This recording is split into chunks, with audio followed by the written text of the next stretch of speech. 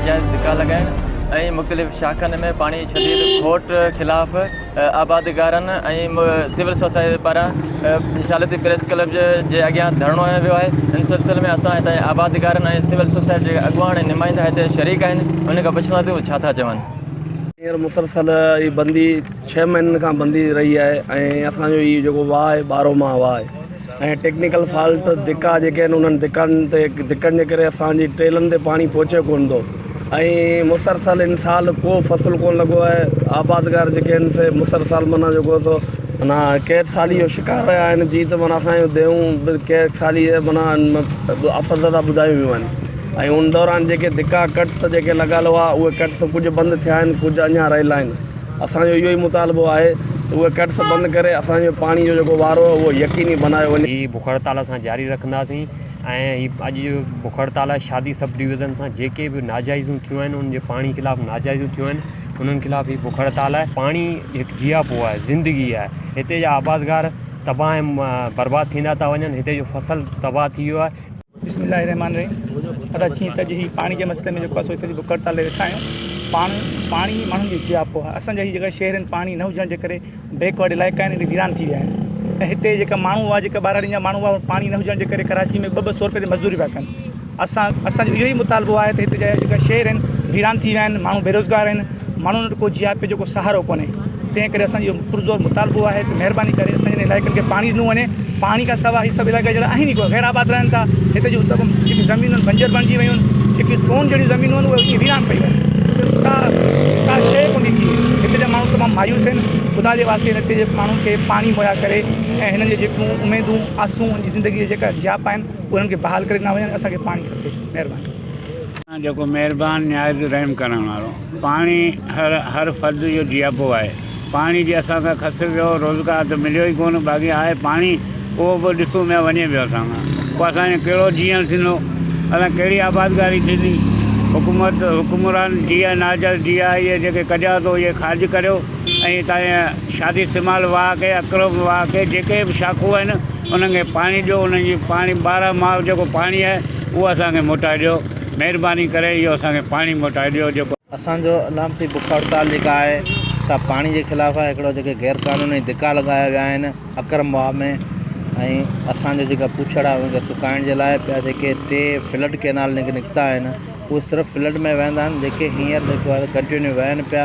ख़ासि करे बदीन डिस्ट्रिक्ट जेको आहे उहो उन सां शदीद मुतासिर थियो आहे।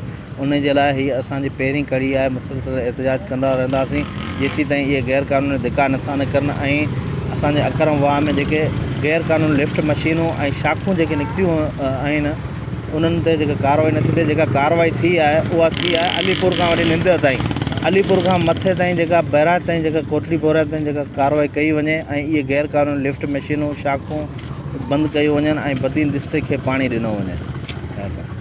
ज़मीन जेको पाणी आहे उहो बि ख़राबु आहे ऐं जेको हिकिड़ो गैर क़ानूनी तरह जेके माना वाटर कढिया विया आहिनि या जेके छंडणूं आहिनि असां उन्हनि जे ख़िलाफ़ु सभु गॾिजी बुख हड़तालूं बि कंदासूं, एहतजाज बि कंदासीं। माण्हू ज़हनी तौरु पागल बि थी विया आहिनि।